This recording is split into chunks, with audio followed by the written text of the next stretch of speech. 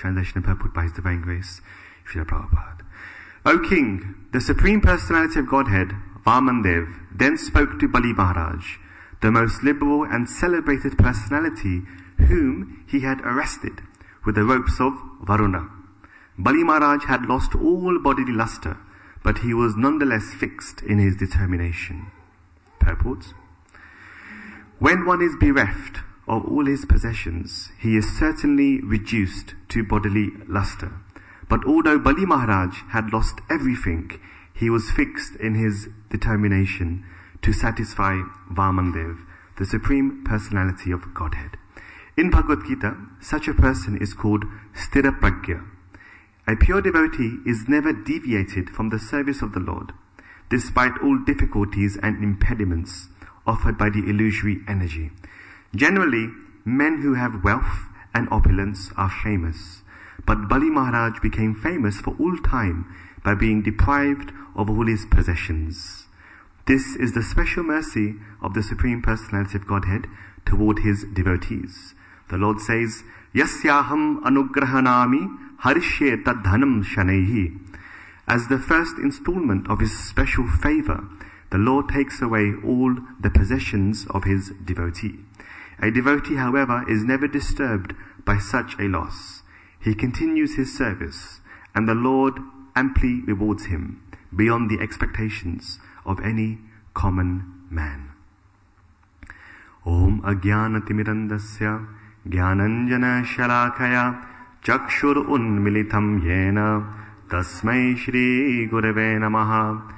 Shri Chaitanya Manobishtham Stapitam Yena Bhutale Swayam Rupa Kada Mahyam Tadati Swapadantikam Vancha Kalpatarubhyascha Kripa Sindhubhya Evacha Patitanam Pavanebhyo Vaishnavebhyo Namo Namaha. Jaya Shri Krishna Chaitanya Prabhu Nityananda Shri Advaita Gadadhara Shri Vasadi Gaura Bhakta Vrinda.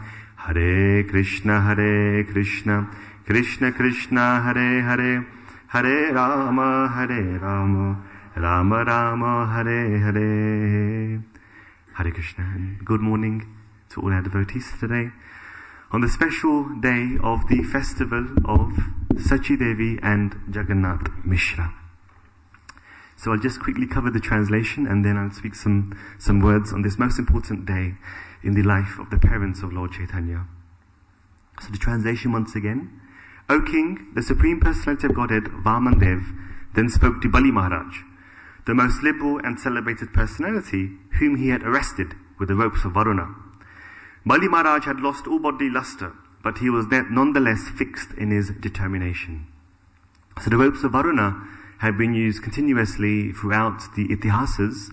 You read in the Mahabharata and the Ramayana at the point where either the Lord or his devotee was unable to win a duel with an enemy. At that point, the ropes of Varuna were utilized. The ropes of Varuna, being liquid form, it manifests into a gross form only when it touches a physical surface. However, the person that the ropes of Varuna touches, they feel nothing else but liquid form. And therefore they're unable to dissolve any type of rope or use of weapon. And because Lord Vamandev came as a Brahmin, Brahmins don't generally have duels with Kshatriyas, because the Kshatriya Varna is there to protect the words of the Brahmanas and also to implement the instructions of the Brahmanas. And therefore, whenever Brahmanas and Kshatriyas generally fight, Brahmanas ensure that the Kshatriyas are not killed, because that will be sinful. And therefore, weapons such as the ropes of Varna are used in order to stop the duel, or to at least make sure that the Kshatriya is defeated. And therefore, the ropes of Varna are very significant when it's being utilized by Lord Vamandev in this particular verse. And as we read, that at that point, Bali Maharaj had lost all bodily luster, but he was nonetheless fixed in his determination. So Srila Prabhupada, he quotes this very famous verse on when a devotee is favored by Lord Sri Krishna, he takes away all of his possessions. So we read in the Chaitanya Charitamrita that Lord Chaitanya Mahaprabhu, he appeared at a time when he took away the possessions of everyone.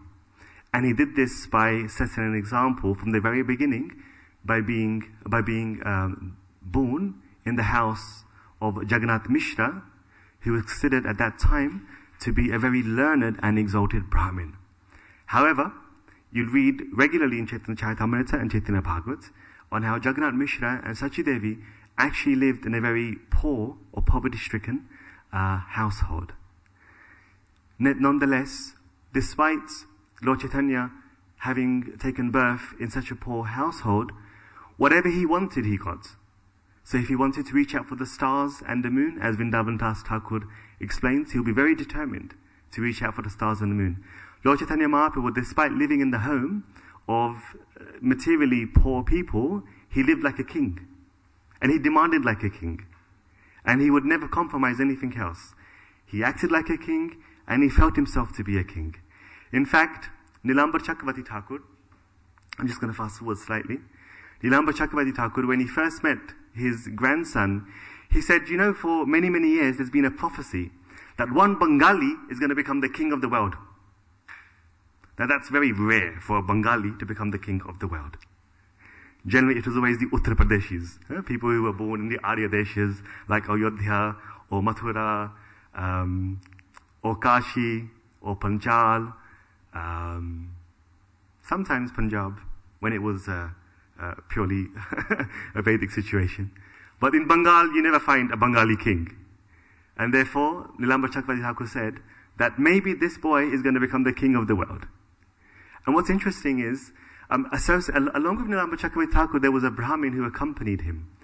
And this Brahmin, while reading the horoscope of Lord Chaitanya Mahaprabhu, he basically mentioned on how Lord Chaitanya Mahaprabhu has the signs of being Sakshat Narayana, the Supreme Personality of Godhead. And he actually predicted, this Brahmin, he's called a Mahajan. So one of the Mahajans, I'm not too sure which Mahajan, but one of the Mahajans had accompanied Nilambar Chakravarti Thakur on the very first day when he came to see Lord Chaitanya Mahaprabhu, which was today. It was the very day after the night of birth of Lord Chaitanya. And this Mahajan, who had accompanied Nilambar Chakravarti Thakur, he actually made a prediction. He said that the Yavanas, now when he meant the word Yavana, he referred to people outside of India. And he mentioned the word Yavanas, who are against the teachings of Lord Krishna. They're against the teachings of Lord Vishnu. They don't accept the Bhagavad Gita, the Srimad Bhagavatam, or they don't follow the culture of Lord Krishna. So he said that this boy, he will be worshipped by all of the Yavanas around the entire world. So you can see from the very birth, the very first day, this prediction was being made. That people around the entire globe will worship Lord Chaitanya Mahaprabhu. So Jagannath Mishra, generally what happens is on the day of birth, the father, he only sees the child for a few moments. And in this case, it was the night of birth. Now in Navadvip, the Acharyas explain that during the time of Lord Chaitanya Mahaprabhu, most people used to follow Karmakanda rituals, which involves the worship of various celestials and devis or goddesses. And predominantly was the worship of Durga prevalent within West Bengal and that part of India. And therefore people hardly would ever recite the name of Hari. They would never say the word Krishna. In fact, they felt offended if they would hear the word Krishna. So Lord Chaitanya Mahaprabhu, he took birth in such a place where everybody were against Lord Krishna. And nobody would ever recite the name of Krishna. In fact, if somebody was walking by and they were reciting the name of Krishna, they would be physically looked down upon and possibly abused as well. That's how bad the situation was in which Lord Chaitanya Mahaprabhu appeared. Now, Navadvip, on the other hand, was favored by Goddess Saraswati. And because Navadvip was favored by Goddess Saraswati, therefore Navadvip was a place which was said to have been full with hundreds and thousands of scholars coming together to discuss the tenets of Bhagavad Gita, Srimad Bhagavatam and the Vedas. But outside of the scholarly circle, the general population would not surrender to Lord Krishna. And just imagine, this was the environment in which Mahaprabhu appeared. The very same environment that Sri Prabhupada appeared in as well, when he went to America. where everybody is against. Nobody understands, nobody accepts God consciousness or Krishna consciousness. And therefore, Chaitanya Mahaprabhu, being the Supreme Personality of Godhead, everything that happens to Lord Sri Krishna and Lord Sri Ramchandra, the demigods are involved, so much auspiciousness is prevalent, all of those things nevertheless had to take place. Because Lord Chaitanya Mahaprabhu as a Channa avatar only manifested himself as a Channa avatar or a hidden incarnation probably after the time of meeting Ishvara Puri. Before meeting Ishvara Puri, Mahaprabhu would always tell people that I'm God, I'm Narayana. He would jump on the shoulders of brahmanas who are bathing in a Ganga, and as they're taking a bath in the Ganga, he would somehow or another cool upon the shoulders of these brahmanas. He would stand on the shoulders of brahmanas and jump off, saying, I'm Narayana, I am Maheshwara. You should offer your tarpan to me, you should offer your water to me. So Chaitanya Mahaprabhu was actually very extrovert in telling people how he's God, but clearly no one believed him because he's very mischievous. And we'll read a bit later on. We'll hear a bit later on how bad he actually was as a child. If you think Lord Nityananda Prabhu was bad, you've got another thing coming. Actually, what happens is, in Chaitanya Charitamrita and other texts, because of the philosophical side is emphasized, therefore some of the pranks of Mahaprabhu are not emphasized, are not discussed so much. But if you read in between the lines and you read other types of commentaries by acharyas, you can understand on how Mahaprabhu was just as bad as Lord Shri Krishna. So in order to ensure that when Chaitanya Mahaprabhu appears, he also begins from that very moment of his birth. So he waited for 10 months in the womb of Sachi Devi. And it is said by the acharyas that Chaitanya Mahaprabhu, just like Lord Krishna, who waited for a very long time, they waited for the exact moment in the universe when the constellations and the various lunar movements and the zodiac signs are all indicative of when the Supreme Personality of Godhead appears.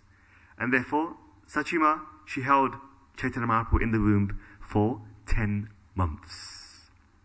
So it is said that Jagannath Mishra was the incarnation of 4 specific people: Kashyap, Muni, Rishi, Dashrath, Vasudev, and Nanda Baba. So these 4 personalities had entered simultaneously into the form of Jagannath Mishra. And mainly because Lord Chaitanya Mahaprabhu, he was going to exhibit the pastimes of all of the children of these 4 people. So for Kashyap, who is the father of the demigods, Chaitanya Mahaprabhu was going to be the son of a Brahmin. And as a son of a Brahmin, he will be performing all of the activities of a Brahmana. And then moving on to the Kshatriya tradition, as Dasharatha, who will be setting an example in the form of Lord Ramchandra. As Vasudev's son, Sri Vasudev Krishna, we all know what Chaitanya Mahaprabhu did. And as Nanda Baba, in the form of Nanda Baba's son, Chaitanya Mahaprabhu established those pastimes which are prevalent in Vrindavan. So in this way, in order to meet Chaitanya Mahaprabhu's various exhibitions of, manifestations of his pastimes, Jagannath Mishra actually held these 4 personalities in his form. And then it is said that Tanapatti Sachinama Mahapatni Vrata Murti Mati Vishnu Bhakti Se Jagan Mata. That the mother of the entire world, Jagan Mata, Shachi Devi, it is said that she was the most chaste wife that could ever be set as an example. The universal mother, the personification of devotional service to Lord Shri Vishnu.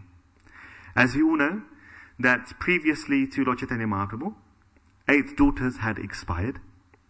And then the 9th child was Shankar Aranya, who was formerly called Vishwarup. And then the 10th child was Chaitanya Mahaprabhu. So it is said that Tabe Mahaprabhu Gaura Chandra Bhagavan Sachi Jagannath Dehi Haila Adhishthan. That Lord Chaitanya Mahaprabhu, he appeared in the bodies of Jagannath and Sachi. And at that point, the bodies of Jagannath and Sachi Mata, they had manifested extreme amounts of bodily effulgence, extreme amounts of bodily effulgence, compared to hundreds and hundreds of suns. This was the bodily hue of Jagannath and Sachi Devi at the time when the Lord appeared in the bodies of his parents. And then he was transferred over to the womb of Sachi Mata. At that time, it is said that from the depths of the universe, the very bottom of the Garbhodak ocean, everyone throughout the whole world could hear the roar of Ananta. And Anantadev, the serpent coil upon which Lord Vishnu resides, Sheshai, he was reciting out the words Jai and Jai. And Sachi Mata and Jagannath, they also heard these words of Ananta, which are being echoed from the depths of the bottom of the universal ocean. And they felt like this was a dream, because around them there was nobody reciting these words. However, they were hearing physically these words Jai and Jai at the moment when Chaitanya Mahaprabhu was conceived. And they were saying to each other, this must be a dream. The problem was, they were both having the same dream at the same time. So as usual, they just carried on and just ignored this providence. When Mahaprabhu appeared on the night of Purnima, in the month of Falgun, it is said that Chaitanya Mahaprabhu, he inaugurated the chanting of the Hare Krishna Mahamantra and the names of Lord Krishna on the pretext of a lunar eclipse. Sankirtana Sahita Prabhur Avatar Grahanera Chaletaha Karane Prachar. So Chala means he tricked. So Chaitanya Mahaprabhu, he tricked the entire India, the entire land of India, into reciting the name of Krishna. Now, previously we had mentioned on how at that time people would worship the Karma Kanda rituals. And this meant that the purports on the Vedas by anybody else except Vyasa. So we have the Vedas and we have Vyasa, who then explain the meaning of the Vedas, and that is the Vedanta Sutra and the Mahabharata. The Puranas and the Vedas are eternally there, but the view on the Vedas is the Mahabharata and the Vedanta Sutra. So outside of Vyasa, there were so many types of rishis like Patanjali and Rishi Kanada and Jaimini. So majority, these rishis would give Karmakanda interpretations on the Vedas. And therefore it was well known that during the lunar eclipse, everybody, no matter who you worship, no matter who you believe in, no matter who you follow, you must recite the names of Lord Krishna. It is the only thing that will protect you at a time of the lunar eclipse. So nobody was expecting, nobody had apps or phones or weather reports or advance notices about an eclipse is about to happen. Get your binoculars out to see. So this eclipse suddenly happened at the time of the full moon. And everybody, the news was spread like wildfire. Today, on the day of Purnima, where the moon is full, look above, the eclipse has just manifested itself. Unexpectedly. At that point, entire Navadvip especially became frantic. Nobody knew what to do. There was no expectation, there was no advance notice, there was no preparation. At that point, everybody left their home. Child, mother, father, devotees, brahmanas, everyone left their home, and they all head for the Ganga. And at the same time, outside of Navadvip Mayapur, everybody also did this as well. And while bathing the Ganga, as per the tradition, as Bhaktisiddhanta explains in his Anubhashya commentary in this aspect of Mahaprabhu's Leela, that according to the tradition, everybody would simultaneously roar the names of Krishna non-stop. And it was in that environment when the entire India, land of India, was reciting the names of Krishna, that Lord Chaitanya Mahaprabhu took his birth.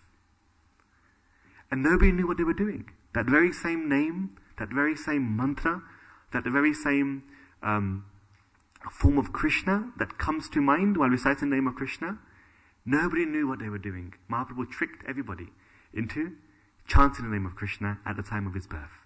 In fact, it is said that after the lunar eclipse, people were confused. They had no idea what happened to them. Spontaneously, they all felt the desire to recite the name of Krishna. Now, in order to set an example and help people to recite the name of Krishna, The various demigods, Lord Shiva and Lord Brahma, and their wives, they also appeared amongst the people. And it's said that they mixed. They mixed themselves amongst the humans. And they were also reciting the name of Krishna.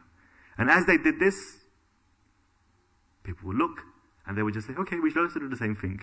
And in that way, everybody was inaugurating the chanting of the holy names of Krishna at the time of his birth. When Mahaprabhu appeared, so this was last night. This was last night.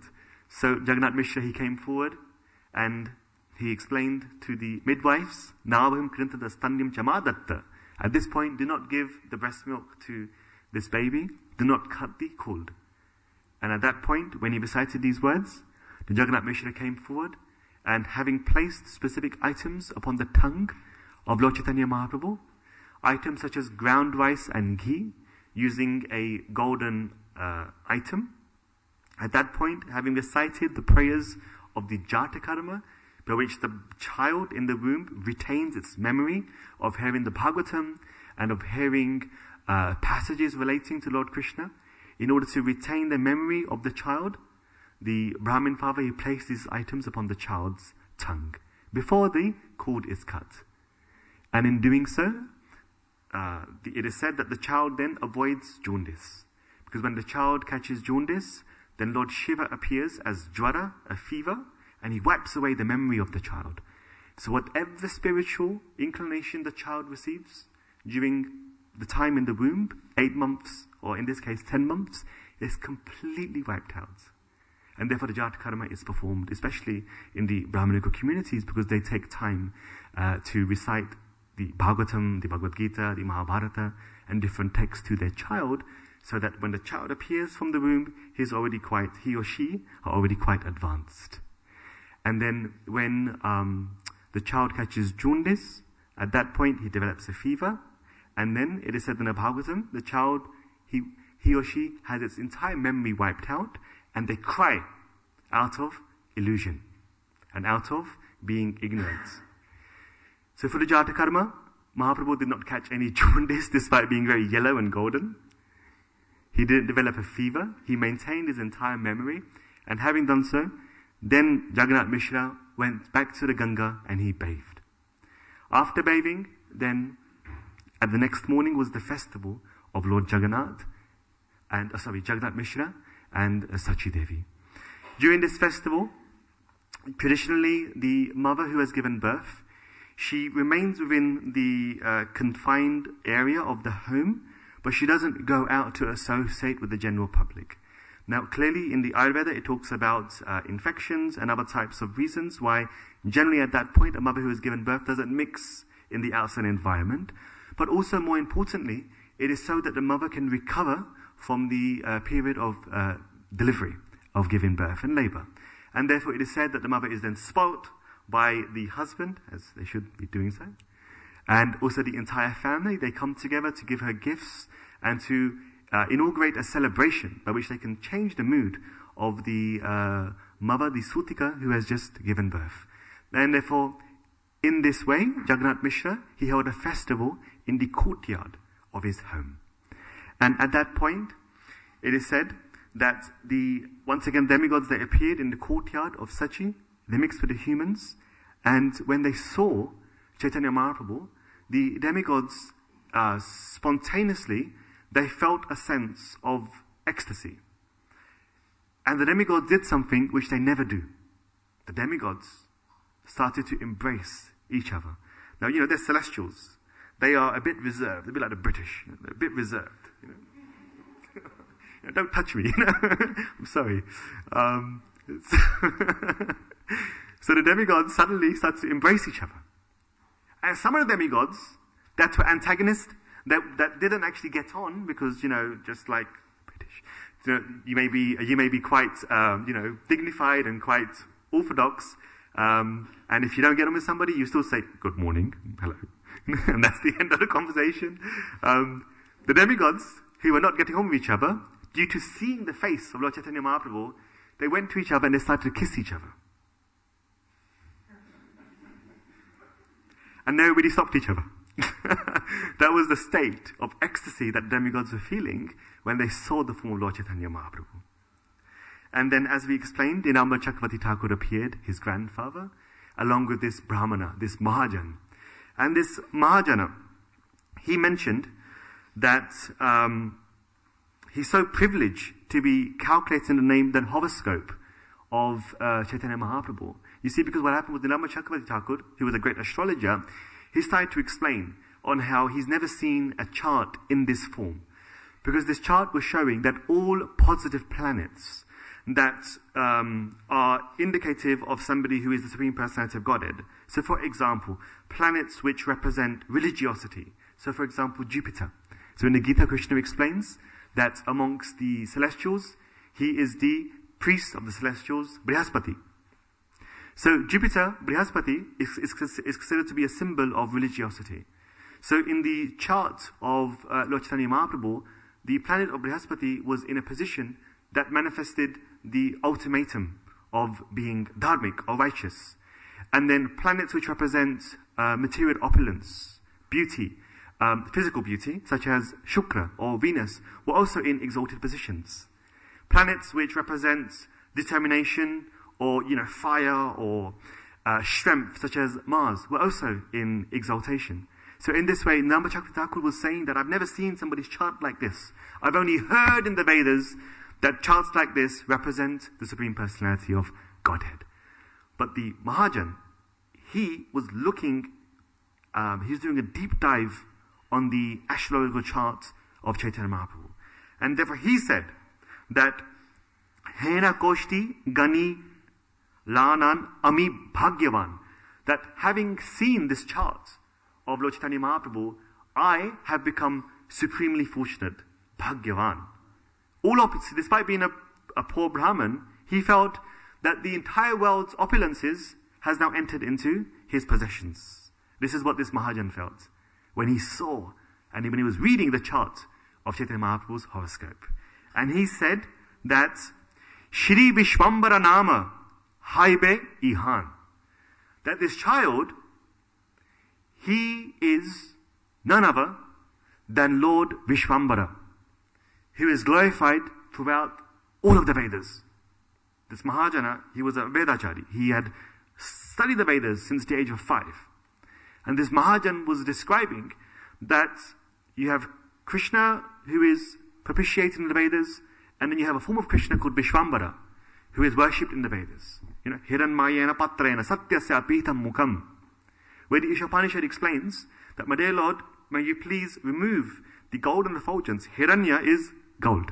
Yes, Hiranya is gold. Remove the gold and effulgence so I can see the form behind. This is in fact a verse towards Chaitanya Mahaprabhu. Because Mahaprabhu manifested in that form in order to reveal Lord Shri Krishna's bhakti. So this Mahajana said that the indications of Krishna's incarnation, who we know as Chaitanya Mahaprabhu, is honored in the Vedas through the name of Vishwambara. And therefore this child, whenever you name him, in a few months' time, you should name him Vishwambara. Bhaktisiddhanta Saraswati Thakur, in the purport of this chapter, he gives one example. He says in the Atharva Ved, it's explained, Vishwambara Vishvenama Barasa Pahi Swaha. That Lord Vishwambara, he preserves the entire universe. He sustains the entire universe. O Vishwambara, upholder of the universe, may you please protect me. So this hymn of the Atharva Ved was probably what came to the mind of this Mahajan when he saw Vishwambara. So in this way, he already knew that this child is the Supreme Personality of Godhead. Sri Radha Gokulananda Bhagwan ki jai, Shri Sita Lakshmana Hanuman ki jai, Shri Gaunitai ki jai. However, having seen the depths of the horoscope, this Mahajan also knew that Vishwambara would take sannyas. And as yesterday we heard in the class, that when Bhishma was reciting the 1,000 names of Lord Krishna to Yudhishthir, if you read the 1,000 names of Lord Krishna in the Mahabharata, which is described by Bhishma, you'll find that the names of Lord Ramchandra are together, the names of Vishnu are together, the names of all the various incarnations of Krishna, they're all bulked together. And in this way you get 5, 10, 15, 20 or so forth, okay? And which totals to 1,000. But the name of Chaitanya Mahaprabhu is the only name in the Vishnu Sahasranam which is split. It's split. Suvarna Varna Hemango Varangas Chandanangadi. So towards the beginning of Vishnu Sahasranam, Bhishma explains that Krishna appears Suvarna Varna Hemanga in a golden form with Chandanangadi. His entire body is smeared in sandalwood pulp. And then Bhishma, he very cleverly, in order for Yudhishthir not to prompt Bhishma and to start asking questions about this particular incarnation, Bhishma, he cut the next verse. And he continued on talking about Lord Chaitanya many verses later. In fact, hundreds of names of verses later. And therefore the second half of the verse describing Lord Chaitanya is spoken way much later on in the Vishnu Sahasranam, which is Sannyasa Krit Chama Shanto Nishtha Shanti Parayana. That his personality of a golden form would take sannyas. And he would give the peace formula to the entire world. And therefore, when this Mahajan saw the horoscope of the Chaitanya Mahaprabhu, he looked at Nirama Chakravarti Thakur, he looked at the mother and the father of this little baby and thought, this is not the time to speak about sannyas. And therefore he actually physically held himself back from speaking about the sannyas pastimes of Lord Chaitanya Mahaprabhu. Once the Mahajan had stopped speaking, at that point then, as in every incarnation of Lord Shri Krishna, the mother of the demigods, who is Aditi, she appeared in the courtyard of Sachi. And having appeared in the courtyard of Sachi, she placed in her right hand durva grass and paddy. So durva grass and paddy are remnants of Krishna's form that symbolize and contain a very highly concentrated amount of blessings. And in the Vedic culture, when you bless somebody, the blessing is never empty. So for example, when you offer water to Krishna, the water is never just plain water. The water includes various items, like for example, tulsi or sandalwood. Plain water is never offered to Krishna in devotional rites. So similarly, the blessing is the vocalized form of the extension of one's heart. Then you have the physical person who performs the activity, such as placing the hand upon someone's head. And then the third aspect in the Vedic culture is the associated items which accompany the mantra in order to make the entire purpose potent. So this is how Krishna has ordained blessings in the material world and in fact even the spiritual world. So when a person uses their intelligence by awareness of the codes of conduct established by Lord Krishna, then the blessings manifest at least on the physical level. And the remaining is, depending on one's karma, to receive or to manifest at a later point in one's life. So therefore, Aditi, she placed in her hands durva grass and she placed in her hands paddy. So while placing that in her right hand, she placed her right hand upon the head of Lord Chaitanya Mahaprabhu and she said, Dirghayur Bhava, that may Lord Chaitanya Mahaprabhu have a very long life. Now from the material platform, we don't consider long life to be a benediction. But Aditi, the reason why she placed paddy and durva grass upon the head of Lord Chaitanya Mahaprabhu, and she recited this blessing that may you live long, because Aditi wanted Lord Chaitanya Mahaprabhu to remain on earth for many hundreds of years. This is why Aditi, the mother of the demigods, appeared in the courtyard of Sachi and she offered this blessing to little baby Vishwambara.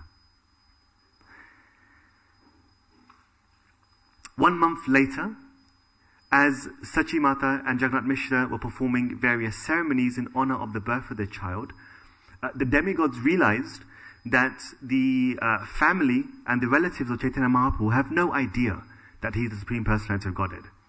So the demigods, in order to enhance the pastimes of Lord Chaitanya Mahaprabhu, they decided to appear in the courtyard and the home of the parents of Lord Chaitanya in order to frighten and in order to make the relatives think or contemplate about this personality who has appeared in their home.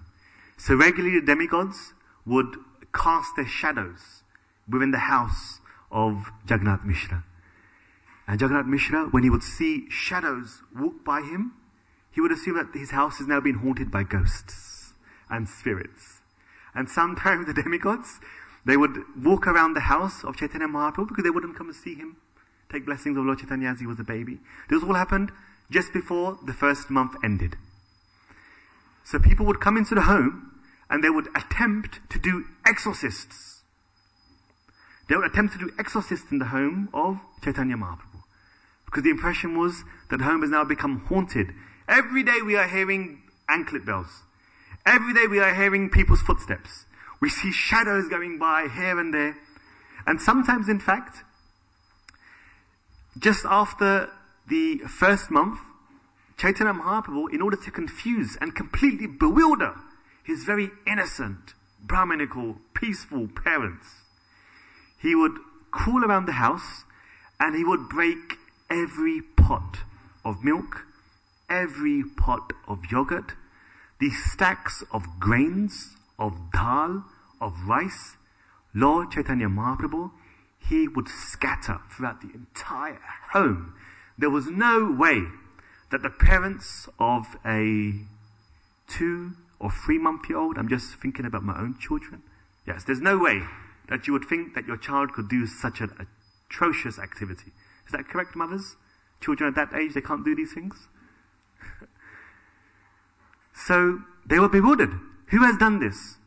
And the only conclusion that Jagannath Mishra and Sachi Devi had was that maybe thieves are entering into a home and in attempt of trying to abduct our child, they are scattering all of the items within our home of milk, of various grains. So this in fact took place for another 3 months after the birth of Lord Chaitanya Mahaprabhu.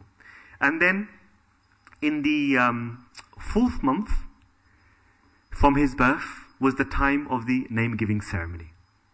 And during the name-giving ceremony, Jagannath Mishra, who performed the ceremony of his child, he then suggested, so what name should be given to our child? And nobody recollected that according to the horoscope of the child, his name should be Vishwambara. So the Rashi Nam, or the name given by the zodiac, constituents of the horoscope, during the name-giving ceremony of Namakarana, was given to Mahaprabhu as Vishwambara. But then in the Vedic culture it is said that children who receive 2 names, they are greatly fortunate in their life. So therefore generally you find in the Vedic culture a child receives 2 names. The first is the Rashi Nam, the name according to the horoscope. And this name, it acts as a kavacha, as a shield, to give benedictions and protections to the child, because that name is a representation, a symbol of the entire personality of this child's previous karma. Concentrated in the form of a syllable. And that syllable then takes the name of the zodiac. And that zodiac name is then translated into the name of the child. So this becomes a Guptanam, or a name used only for ceremonies. So then the father of Mahaprabhu then asks the women and his wife, so what should be the Abhiprayakanam, or the worldly name, the second name, which is the name which is the legal name, the name which is used by everybody. And at that point, the name was requested by the friends of Mavasachi. They suggested the name Nimai. They suggested the name Nimai. And then when Jagannath heard the word Nimai, he said, fine. So this child's second name, or this child's worldly name, will be Nimai. During the name-giving ceremony, when Chaitanya Mahaprabhu was given his name, it is described that the various demigods again manifested their forms to give blessings to the child. And at that point was the time when Mother Aditi, for the first time, she also appeared, and she went and she approached Sachi Mata, and she placed her head upon the feet of Sachi Devi. And in that commotion, because it was filled with so many celestials and her own relatives of both sides of the family, she had no idea what was going on. And therefore Sachimata is described that she accepted the obeisances of Aditi, the mother of the celestials, at that time. We all know that it was at this time when Chaitanya Mahaprabhu started to walk that the two thieves had come close to the home of Chaitanya Mahaprabhu. And you all know the story, but just to explain one point, that when the thieves had met baby Nimai, when they saw the ornaments that he was wearing and the costly clothes that he was wearing, the first thing they said to to Nimai was that, "My child, we will take you home. It seems that you have got yourself lost while walking around, so therefore we will take you home." So this was actually the sentence that the two thieves had used in order to attract Nimai. One of them broke a sandesh and gave it to him. So the tradition of not to take sweets from strangers, it's a very old tradition. So Nimai, having seen half of the sandesh, he approached the thieves, and while he took the sandesh and while he started to eat the sandesh, then the other thief, he had the great fortune of picking up this little baby Nimai, and he placed him on the shoulders. So can you imagine the greatness of these thieves? They actually had the opportunity of placing Lord Chaitanya Mahaprabhu upon their shoulders. And the Mahaprabhu said, "Yes, yes, take me home." This is why, in order to fulfill, despite the intention being something else, negative, this happens in Krishna Lila so much, despite the intention being negative, Chaitanya Mahaprabhu, he saw the positive, and when he saw the positive, he said, "Fine, they've come to take all my ornaments and my clothes, nevertheless, they wish to take me home, so let it be, tathastu." So as we all know the story, the thieves, they wandered everywhere, and whichever path they took, from the distance they could see the home of Chaitanya. This is the wrong way. Then they took another path. From that path, which was the complete opposite direction, they once again saw the home of Lord Chaitanya Mahaprabhu. Now one of the thieves felt that maybe they've replicated the same home in 4 directions. But then the people standing outside the home are the same as well. So then have we also expanded those people in each home, in each 4 directions? So the thieves became exhausted. Mentally and physically, they were completely disoriented. And Chaitanya Mahaprabhu, he was sitting on the shoulder, laughing, eating the sandesh, some of those bits of the sandesh rolling upon the face, and he was very joyous. He had absolutely no concern about the bewilderment of these two thieves. And then the thieves gave up. They said, "We've done every direction. Let us just take the direction of auspiciousness, which is east. Because maybe if we take the direction of auspiciousness, we may receive the reward that we have been yearning for, his ornaments and his clothing." Because you see, at those days, it was uncommon. It was not really uncommon for children to wander around naked. So to take a child's clothes and ornaments off, it's completely fine. So the thieves were thinking it's completely fine. If we take the child's clothes and ornaments, it won't be a problem. Nobody will judge us. So at that point, having taken the eastern direction, they once again came to the house of Sachi. And all they could hear was the parents and the relatives say, "Vishwambara, where are you? Vishwambara, where are you?"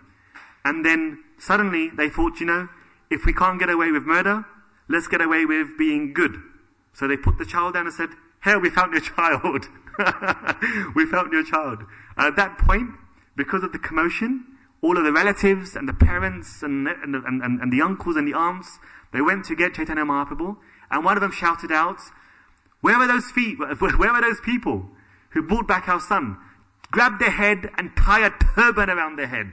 Give them ornaments, give them dakshina, bathe them, give them opulence, give them gifts and gold. They found our Nimai. And clearly they looked around and the thieves were nowhere to be seen. Before they get caught, they ran at a very far distance. Chaitanya Mahaprabhu, after he started to walk, that is when his life of being mischievous and pranks began. So what would he do? So he would generally remain 6 hours bathing in the Ganga. 6 hours he would bathe in the Ganga. And why would he bathe in the Ganga? Because little Nimai, he would have a great time in the Ganga.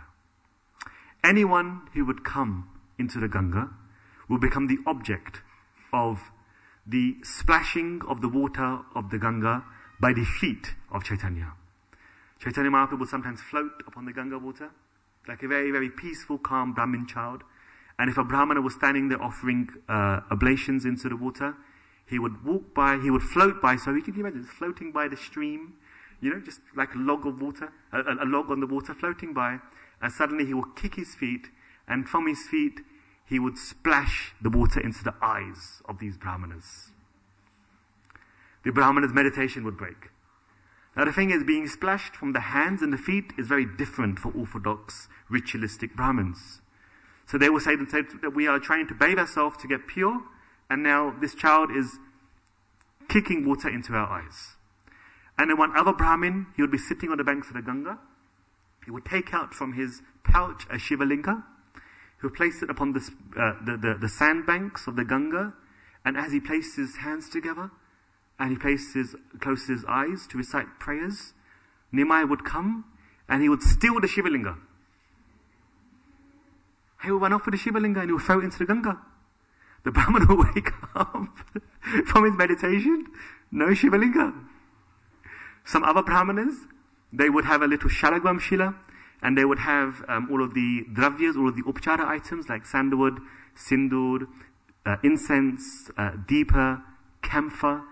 And as they are placing the shalagram upon the asan, and they've got their items on the side here, Mahaprabhu would come over, he would sit beside the Brahmin, and as this Brahmin is placing the deity upon the asan, he would start to just use the sandalwood paste and put his own tilak on. The camphor he would light, offer it to himself. He would recite his own mantras. He would start eating the bhoga. In this way, he made the lives of the Brahmanas completely miserable. It became hellish for them. Now little girls, they were his favorite. They got the worst. They got the best. Chaitanya Mahaprabhu, he would do something which was very unorthodox. And I would just say one or two words because it's a bit controversial, and Mataji in the back will help me. So the word kulla in Bengali is? Yes. No, sorry. You know when you do kola, when you like in Hindi we say the word kulla karna. So it's when you spit. So Lord Chaitanya Mahaprabhu, what would he do? He would mora mukhe dilekhe kulola.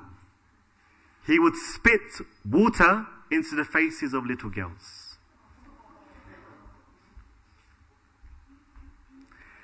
The complaints that were approaching the parents of Nimai, they had no idea what they were about to hear from their sweet little boy. Now Jagannath Mishra, if you read in the pastimes of Chaitanya Mahaprabhu, he actually physically got very angry. He was not happy. This was very, very bad. This was terrible. This is the worst someone could do. And it said that Jagannath Mishra, he had this stick with him. And he would physically say that I will beat this child. He would say, Aji deki koran tora karya. Now just watch what I'm going to do to this child. Aji marima uhare. I'm going to beat this child. And Jagannath Mishra, he would chase little Nimai with this stick with no other purpose than beating him. And the only people that would stop Jagannath are the very victims. Actually, we don't mind him spitting at us. We don't mind him taking our Shivalinga, although it would be nice to have it back. It was my father's Shivalinga. It was a very, very old Shivalinga. But he's such a sweet boy. Just forgive him. Don't worry, he's just a child. He doesn't know what's good. He doesn't know what's right.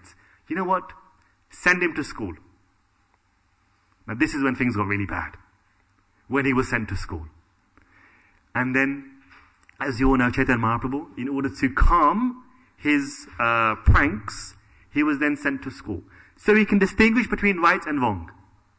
This was mainly why. Because also he would also exchange the clothes. When women and men would go and bathe in the Ganga, they would walk out, they would approach the banks, semi-naked, and they would see that their clothes are being exchanged. And some of the men had to walk out with saris. They had no choice. Especially the men who like to bathe in nature. It deserves them, right? And the women, they had to wear dhotis and chadars. Because there was no other clothes. Krishna at least gave them back. But Chaitanya Mahaprabhu, when he did this, he would run away. There'll be no coming back. If your clothes are exchanged, your clothes are exchanged. There is no mercy. You're going to have to walk out with the opposite gender's clothes. So then when he went to school, at that point, you may remember that Mahaprabhu's elder brother, now he was so saintly.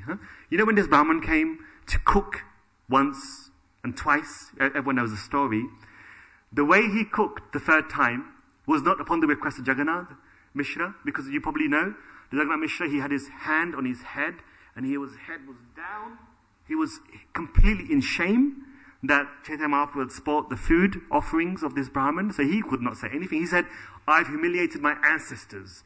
I cannot even hold my head up in society anymore. This news, Indians are like, this news is going to spread like wildfire. Everyone's going to find out what happens in my home, that Brahmin's food gets contaminated by my own son. So the person who convinced the Brahmin to cook for the third time was Vishwarup. Vishwarup, he held the feet of the Brahmin and he said, please, I beg you, cook again. This Vishwarup, at this point, when Mahaprabhu had started studying, Vishwarup became Shankar Aranya Swami. And he took sannyas. And in Jagannath Mishra, he said, look, this studying, this going to school, look at what's happened to our son. Nowadays you go to school to get a job. In the real days, you go to school to become a sannyasi. Okay. So, he said that, we have to stop this school-going business. No more school. Nimai, you will stay home now. No more school, no more fees, no more books. Because if he goes to school, he'll also end up taking sannyas like our Vishwarup did. So they stopped him from going to school. Now Mahaprabhu was, okay, no problem, I'll do whatever my parents say. So what did he do? He started to go to his neighbors' homes and he would lock the houses from the outside, and when there was a call of nature to pass urine or stool, Chaitanya Mahaprabhu would not unlock those doors. Because in those days, even now in villages of India, where the Vedic culture is prevalent, the places to go to a toilet is actually quite far. In fact, even the village where my family come from, in Uttar Pradesh, to go to a toilet, you have to walk about a good 10 minutes. It's a very far place. Toilets are not in the same area of where you live, because you have the deity and you have so many other types of spiritual paraphernalia. So Mahaprabhu, he began to do very serious pranks. This is where he had even obstructed the lives of people who just wanted to go to nature's call. So at this point then, Jagannath Mishra was thinking, I'm not going to tell off Nimai because I don't want him to go to school. If he's locking the doors from the outside of our neighbors, no problem. I'm just going to ignore it. And then one time, Chaitanya Mahaprabhu, he decided to rebel. So he saw in the corner a huge heap of pots, broken pots. These broken pots were used to cook and make offerings to Lord Krishna. The deity in the home of Jagannath Mishra was a Damodar Shila. And when they would see footprints of the conch, the mace, the padma, and when they would hear anklet bells, Jagannath Mishra actually was convinced that his Damodar Shila is walking around the home. They never felt that this was the feet of Lord Chaitanya. So, Jagannath Mishra, whenever they would cook for the deities, they would have a pile. You may have seen in India sometimes in the villages, there is a pile of broken pots. Nimai, he walked over and he sat upon those broken pots. And while sitting upon those broken pots, Sachi Mata said to Nimai that you'd have to get off those pots because that is the most contaminated place in our entire home. The used broken pots. And Chaitanya Mahaprabhu, he took the form of Dattatreya. And in the form of Dattatreya, little Nimai, he began to speak philosophy. He said that I am the Supreme Personality of Godhead. By me sitting upon these broken pots, I don't become contaminated. In fact, I purify those pots. And nevertheless, because those pots were used to honor foodstuffs offered to Lord Vishnu, therefore these pots are not contaminated. So in this way, Sachimata and Nimai had their very first debate about the contamination of pots. And in the end, Sachimata said that this is the time where Jagannath Mishra has to take back his order of Nimai not going to school. He has to go to school, because this is the only reason why he is now beginning his mischievous activities. And as Sachimata said, that actually we should formally enroll Lord Chaitanya into school by giving him the sacred thread. And therefore, Jagannath Mishra, when he realized that his sensitivities towards avoiding sannyas by Nimai, which was unavoidable, clearly, later on, despite even being married, he gave up and he said, okay, fine. Nimai, I will perform your Upanayana. And then at the age of 7, Chaitanya Mahaprabhu sat down and his father initiated him into the science of the Vedas by giving him the sacred thread. Shubha Mase, Shubha Dene, Subhakshana Dhari, Dhari Lena Yagya Sutra, Gauranga Shri Hari. On an auspicious day, on an auspicious month, a very auspicious time, Jagannath Mishra, he placed the sacred thread over the body of little Nimai. And at that point, Ananta Shesh, the celestial serpent, he manifested as the sacred thread. And he became the sacred thread of Lord Chaitanya. And then, as you know, Chaitanya Mahaprabhu was enrolled into the school of Gangadas Pandit, who was none other than Sandipani Muni. And in the form of Sandipani Muni, Lord Chaitanya Mahaprabhu, as a Brahmin child, he then began to memorize the verses of the Vedas and become an ambassador for carrying the message of the Vedas throughout society, which is the first duty of any Brahmin child. So because the Vedas are sound vibration, all of the samskaras and every ritual, every type of conduct is only so that my child can grow up to become a living, walking, memorized ambassador of Shabda Brahman. Because it's not passed on by writing, it's passed on by only hearing. Therefore, when the child receives the sacred thread, the child's very first job is nothing other than to sit down and memorize the Vedas. And in this way, once he memorizes one of the Vedas, then he completes his obligation to his ancestors, to his rishis, to God, to his Varna, and to his parents. And therefore, Jagannath Mishra, he actually completed his duties on the day of the Upanayana. Because Mahaprabhu, when he heard any of the sutras, when he heard any of the Veda mantras, he would memorize instantly. So Mahaprabhu, in a very short time, he fulfilled his role of being a Brahmin child by memorizing the Veda. And when a Brahmin child hasn't memorized at least one Veda, Prabhupada explains they're called Brahma Bandhu. Brahma Bandhu. Because the first and only duty of a Brahmin child is to become an ambassador of one of the Vedas, by which Krishna's instructions remain in this world. And after the Upanayana, and after having learned the Vedas, the rest is transcendental history. So I've attempted to just share a few words on the Utsava of Lord Jagannath and Sachimata, and possibly some of the uncommon, unspoken, some of the small aspects of the beautiful pastimes of Nimai as a child. So thank you all very much. Hare Krishna. Jai Shri Jagannath Mishra Dev ki jai. Jai Shri Sachimata Devi ki jai. Shri Prabhupada ki jai. Nitai Gaur Premanandi. Hari Hari Bol.